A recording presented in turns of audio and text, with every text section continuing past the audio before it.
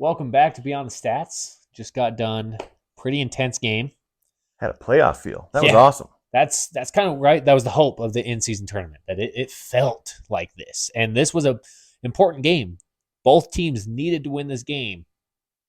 So really fun to watch that go down to the wire. These are the types of games we need, and it would normally not happen in the middle of a season. So props for the concept of the mid-season tournament, right? Not everything is perfect with it, but Yeah. I like it.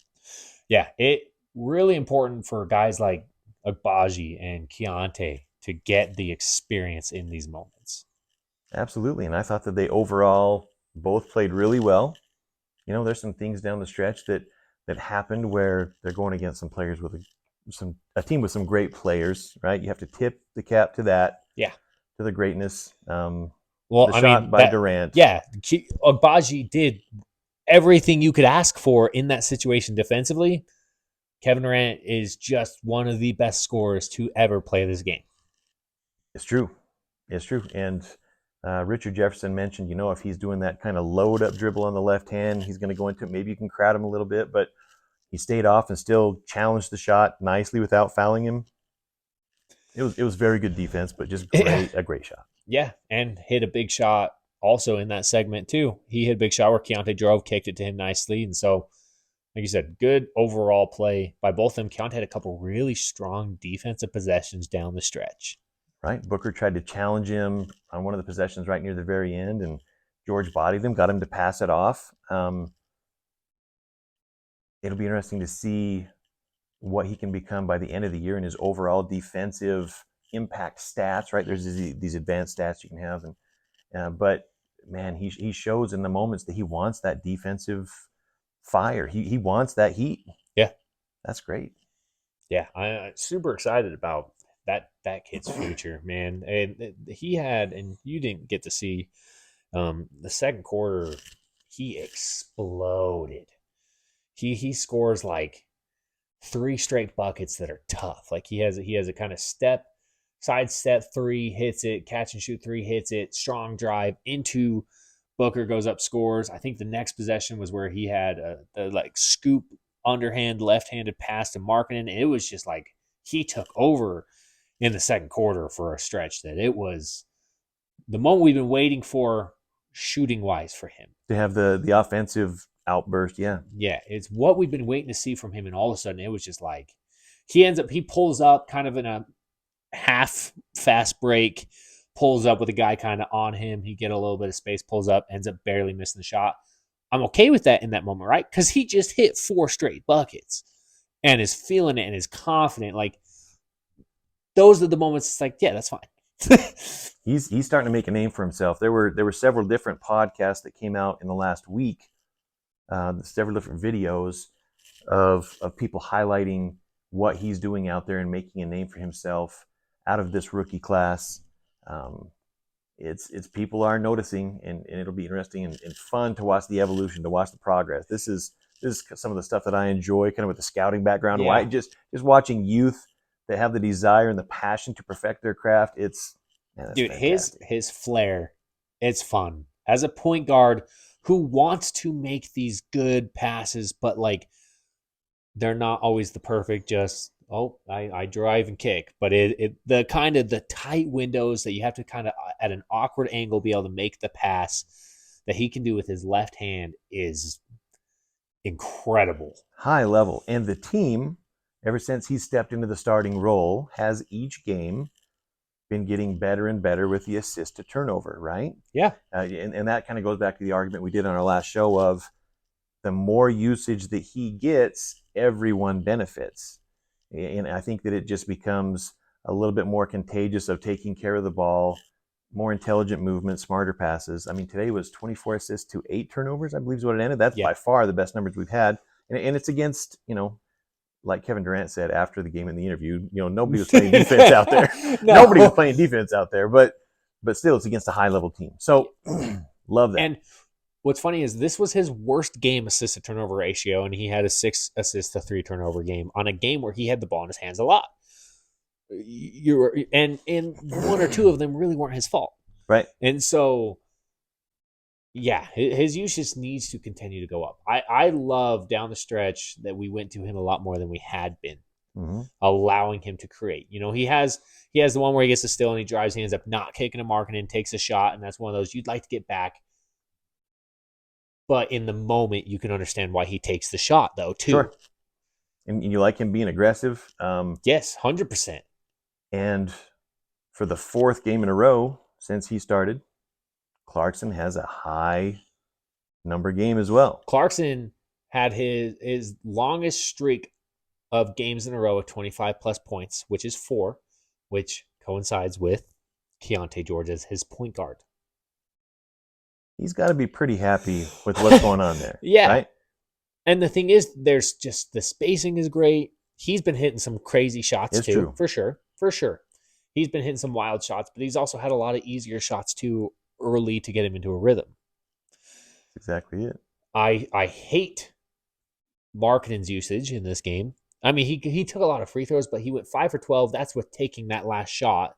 Realistically, 5 for 11 on the game. And we really didn't run much for him. We didn't do a whole lot for Markkanen. It's a game where Clarkson was on fire, so I'm a little bit more okay with the amount of shots he's taken, but the amount of shots for Markkanen is way too low. Yeah. 11, 12 is way too low. John Collins had a very strong game as well. I think he had 10 shots. 10 shots and 15 points, 14 rebounds. Frustrating for Collins because he was having a dominant game, and got into foul trouble. And they, in a game that they allowed so much contact, 3 of his 4 fouls were nothing. Absolutely nothing. Like I kind of was telling you, because you had missed it too, but the foul that we challenge, he jumps by and literally maybe like Booker as he goes by. And that's it. Booker doesn't lean into him, nothing. He lands, and then Booker shoots and misses a layup. They call a foul. We challenge it. Unsuccessful challenge. They keep the foul. And it was just like, even the announcers watching, they're like, yeah, that's not a foul. And so, and he had a couple like that where it was just like, gosh, dang it. He gets just a bad game for him in getting unlucky in a game that's physical, and all of a sudden he can't be physical. So it sucks for that because he was having a very good game. And he's been a very strong addition. I mean, let's rewind it back to the summer, right? When we pick up John Collins, and there's all this talk of shot 27% from 3 last year. You know, is the $25 million a year salary worth it? Is his finger ever going to be healthy, or is his shooting stroke just gone now? Right. Is he a shell of what he was 3 years ago and all this talk? I mean, think about it. And it feels like we're still figuring out how to use him. It still feels like we're scratching the surface. Well, and he's over 14 points a game. He's over 8 rebounds a game. And he's shooting 42.5% from 3. Yeah. So in the overview right now, you know, Jazz fans, is his $25 million a year salary worth it? I think that's some pretty darn good business. We did give up Rudy Gay to get him. And a protected second rounder. You can't just say second rounder because it's protected. It's top 57 protected would be my guess. That's Danny Ainge business right there. Ainge business 101. What's funny too in a game like this, where we talk about him getting in kind of foul trouble, he played minutes that he normally wouldn't have played. So he subs out early in the third, gets his 4th foul. Markkanen stays in. Our rotation is to sub Markkanen out in that moment. Markkanen comes back in towards the end of the third, where Collins came back in instead because the minutes had kind of flipped at that point. And so what are his numbers look like if he continues to play with Keyonte and Agbaji, and then with Olynyk, who was having a very good game as well, in that third kind of fourth quarter stretch as well. So he could have even had a better numbers game strictly because his rotation was different. Yeah. And I mean, there's so many different ways that we can attack with that lineup, but I think we can put that question to bed is John Collins, was that a good trade? Was that good business? That was, dude. That's been such an improvement for us. That's some good business right there, people. And And like you said, we haven't even scratched the surface of what he could be on this team. We're starting to see it more as Keontae's in the starting lineup and playing more minutes with him because they clearly showed in preseason they have very good chemistry together. Yeah, they work together. The the rim running, the lob threat is there. The way that he's shooting is there. His movement, his toughness on defense, his rebounding. I mean, he brings a lot of pieces. It's exciting for thinking about when we get Kessler back to see Kessler's numbers maybe start to kind of shift playing with Keyonte George, right? Where he's going to get a lot better, easier shots. Yeah, he's definitely lifted everybody's game, right? I mean, and that's what we say. It's not just about, you can't just look at the stats. Once again, that's why we're called Beyond the Stats. Yeah. You can't just look at Keontae's stats before he was coming in or even now, because what he does elevates every other player on the court. Yes. Every other player. And like we said, he's calming down veterans, and that's not a normal thing. So that has a chance to be really good. Who knows what Keontae's ceiling is? Who knows how high or what types of players, but he's evolving in ways that I never would have guessed already. Just how many months are we into the experiment? I mean, we drafted him in, what was it, July? When's the draft? July, right? 2nd? Yeah, something like that. July 2nd. So we're, yeah. Well, and what's funny, 4 months in, 5 months in. Who did I compare his absolute best case scenario ceiling to? Do you remember?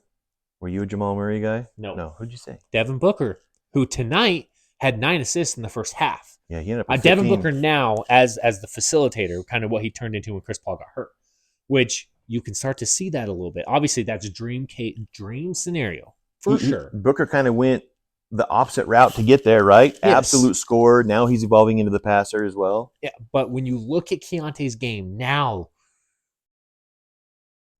it's that comparison. I would like to say looks good because it's like I said, dream scenario of what he could be ceiling wise. But a game like tonight, with the way Booker played, is a game you could see Keyonte having as he matures and his body matures. Right. His scoring and his passing. Yeah. And that would be absolutely fantastic. As well as the other pieces that are evolving and progressing going towards it. I didn't remember you saying Booker, but actually I do remember you saying that now, but I didn't have it in the moment. So many people were saying you're old. It's okay. I forget names all the time too. I'd probably call him Kevin or something.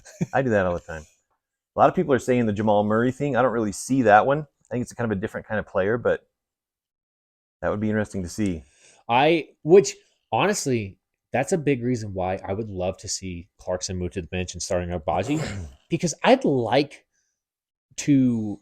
It's going to cost us games. That's fine. I'd like to put the ball in Keontae's hand more as not just a facilitator, but a higher usage rate. He's facilitating, but he's also needing to score when he's out there at the beginning of games. I'd like to see that development this year. I could care less if it costs us games. I care about in 2 years from now, when we're really in Markkanen's prime, does he have that running mate guard with him? Yeah, are we flying? So breakdown. Here's a question I'm going to ask you. So over the last 4 games, Clarkson has been scoring over 30 a game. Yep. That's a tough proposal to have somebody and say you're going to the bench averaging 30 a game. What are your thoughts on that? Playing devil's advocate here. Our bench is really bad. It's clear. Our bench is really bad. It allows him to be, and it's kind of what we talked about last game, but it allows him to be just straight up, you're coming in, you are the leader of this bench unit. You are the guy who needs to get us going if we're struggling at the start. You are the guy who, if we are good, keeps the momentum up. We lose so many games with our bench unit. 100%. That third quarter stretch to the couple minutes into the first part of the fourth has been brutal the last few games. And it's like we talked about, though, is you also preface that with a game like tonight. Clarkson, you're going to close the game. You may be coming off the bench and being our stud scorer, but you're closing the game. You're shooting lights out. You're not turning the ball over, nothing. You're closing the game. But then there's going to be other games where you don't. But that's how I would preface that is our bench unit right now with Clarkson, with Sexton and Tucker is just really bad. Olynyk's doing a really good job facilitating, moving the ball, solid rebounding, stuff like that, he's not going to come out and light it up. He's not. That's not his game. We need somebody to be a true leader, just punch on our bench. Yep. And I've seen that question pop up out there. The reason why I asked it to you. I'm actually in your camp. You know that. I know. It's for it, but the explanation of the points off the bench as well as maximizing and having smarter play overall. Plus, I don't think he'll average 30 points a game during the long haul. You know, he'll play better with Keyonte out there. But that's why I think it makes sense to also have him, you know, coming off the bench and have Agbaji starting at the 2, please, at the 2. Yeah, And Agbaji tonight. Speaking of, sorry, finish your statement and then I'll go ahead with Agbaji. Just we've got to play him some more at the 2, especially when Kessler comes back. That's got to happen. Our defensive numbers are horrible. As much as we are improving in certain aspects of the game, I don't care how good a coaching that you think we might have or eventual changes and adjustments. We've got to have more talented defenders that can also shoot the ball on the court. Well, and that's the thing is, I had a buddy of mine at the game tonight. He's not a Jazz fan. He texted me and he was like, man, like what is your defense doing? Because the amount of wide open threes we give up is so bad. Their threes that they made tonight, I would put money on it that 75% of them were wide open set shots. That's not good. That's horrible. And so Agbaji was our only consistent defender tonight. Markkanen made a couple really good plays defensively. He made a couple really bad plays defensively. Yeah, he did. Collins did the same thing. Collins made a couple really good plays defensively, but he also made a couple really bad plays defensively. Agbaji, there was one bad play defensively where he misread it. Beyond that, he played a very strong game defensively. It was clear when he was on the court, and actually Keyonte, when those two were on the court together in the guard lineup, it was clear how much better we were defensively. Mm-hmm. And so that's a huge reason why he needs more playing time. He was a stud tonight, attacking the boards, his spacing, his willingness to set off-ball screens and move and set up Markkanen, and his understanding that he's not the guy who's going to come out and score 30, but he can be the reason why somebody else does. That's right. And without a player like him that has the gravity to pull and the willingness to move, you don't get those kind of open shots for your superstar. And nowadays, a lot of teams, when you load up superstars on a team, you don't have enough players like Agbaji that don't have to have the ball all the time, that can make the shots and kind of stretch the defenses. It makes it super hard. I guess you'd say like the Warriors, when Kevin Durant went there and Steph Curry kind of lessened his role to help Durant be a main guy, was kind of an exception to the rule, right? A lot of times you have too many people wanting the ball. Players like Agbaji are special that way, in that they can hit shots, they'll do all the little things, they make it so that your superstars can shine. I have the feeling that Taylor Hendricks will be that way as well. I agree. I 100% agree, and I'd love to see him get some more minutes as their backup 4, even sometimes 5. I think he would give us really good minutes off the bench, which I've mentioned before. I think he would be a great guy off the bench next to Clarkson, because he wouldn't need the ball in his hand, but he would give Clarkson a guy who can space it out and give Clarkson the open lane. Yeah, but also when they clamp down, Clarkson can kick it out to him. Yeah, they have to respect his shot. Strong defensive player. I think he's a lot that way as well. That'll be fun to watch him. Because even like Fontecchio, who's played strong minutes, he's come out and shot well the past few games. Tonight he was 2 for 3, I believe, from 3-point line. Not a great defender, and it shows at times. Yeah. We just need better defenders out there. Tucker and Sexton just need to go. It's just, our bench is so bad, and it starts with those two. It really does. It's rough in the spell with Sexton, Taylor Horton-Tucker, and Jordan Clarkson on the court at the same time. All three, the redundancy, the overlap, they kind of vulture off of each other, and it's tough to have them out there at the same time. And the thing is, Tucker did make a couple good plays tonight, right? He had a really nice chase down block. He also airballed a 3. That's Taylor and Tucker. Yeah. He makes a couple, drives, makes a wild shot that goes in, and then shoots a couple air balls in a row, and you're just like, I'm gonna lose my mind.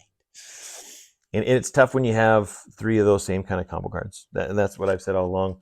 And I think there's room for one, no matter which one of the three.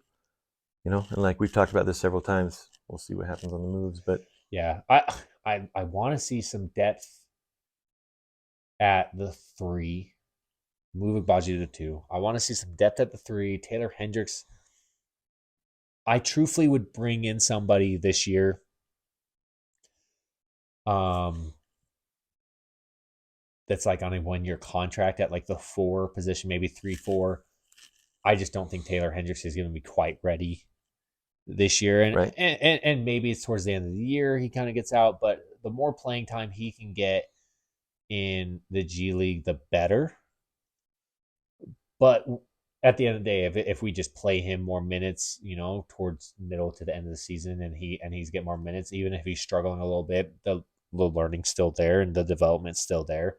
I just don't know if he's going to be quite ready at any point this year. True. There was some talk in the offseason about there was some interest from the Bucks in like a Colin Sexton type player.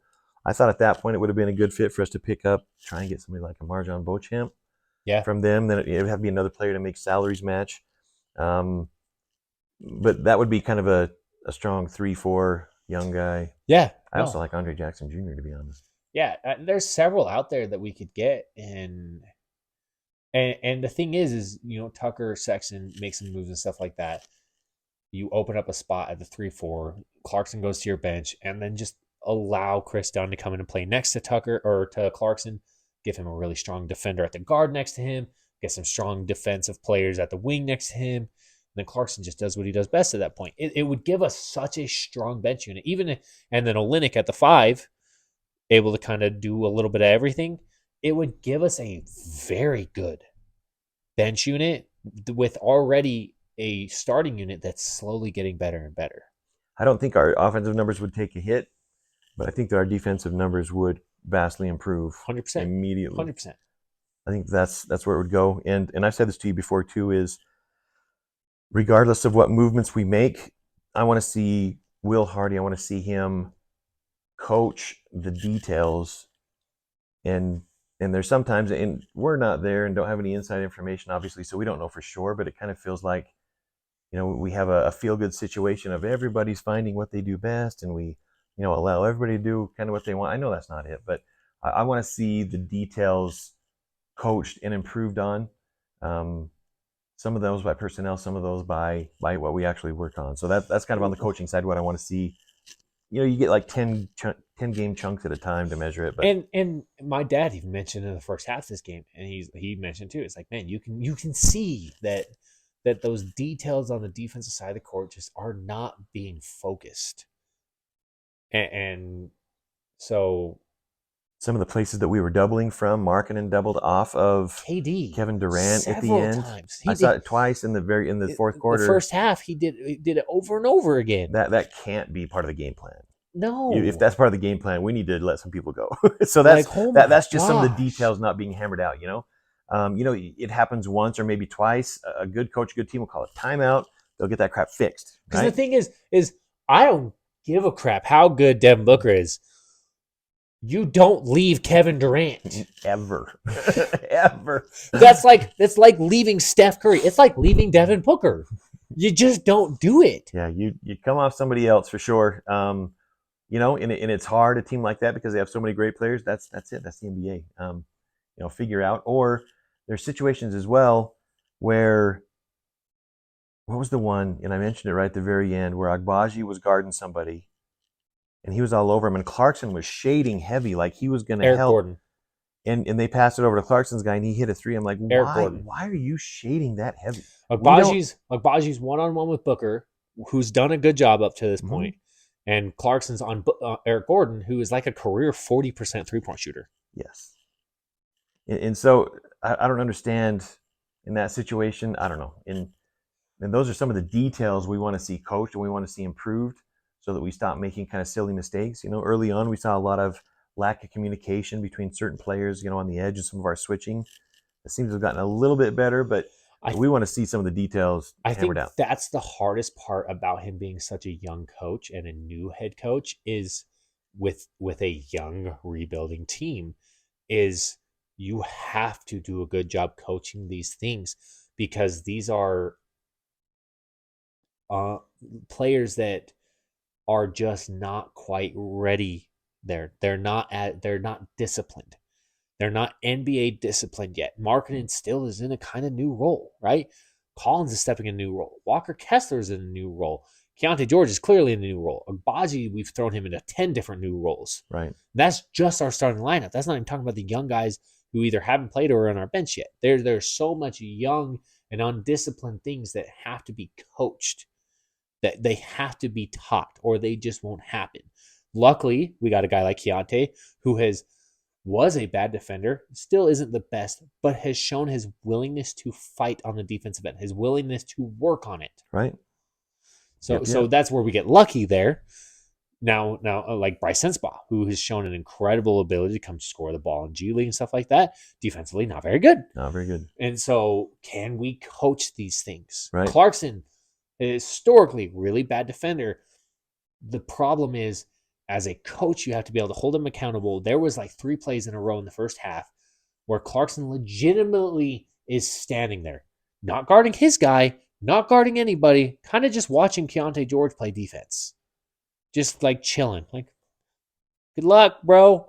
And that's not a one-game thing, right? Yes, we've seen that every year since he's been here. Right. That is a thing as a coach you cannot be okay with. I do not care how good that person is as a scorer or whatever.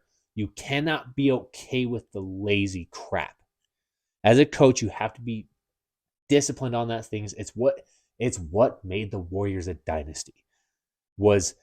I don't necessarily think Steve Kerr, but I think players like Steph Curry and Draymond Green and Klay Thompson did not put up with their players to do that stuff. Steph Andre Curry Iguodala was huge in that way. You had leaders on Sean Livingston, Mm-hmm. huge leaders on that team. That when the younger guys would come in, it was an expectation that was going to be handled, and it doesn't need to come from the coach.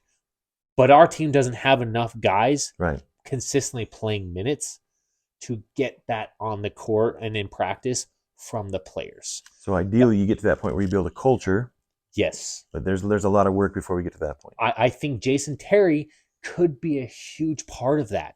He was a huge part of that in Dallas, of that culture and that never taking a second off kind of mentality that helped them go win a championship. He was a big part of that culture. I think he could be a huge point for us. Yeah, you mentioned that before, and we've seen him having players pulled aside, discussing some things. That would be interesting to be inside and know as far as what's happening there. You know, we're a long ways from building a culture, but the steps before that is basically coaching the details.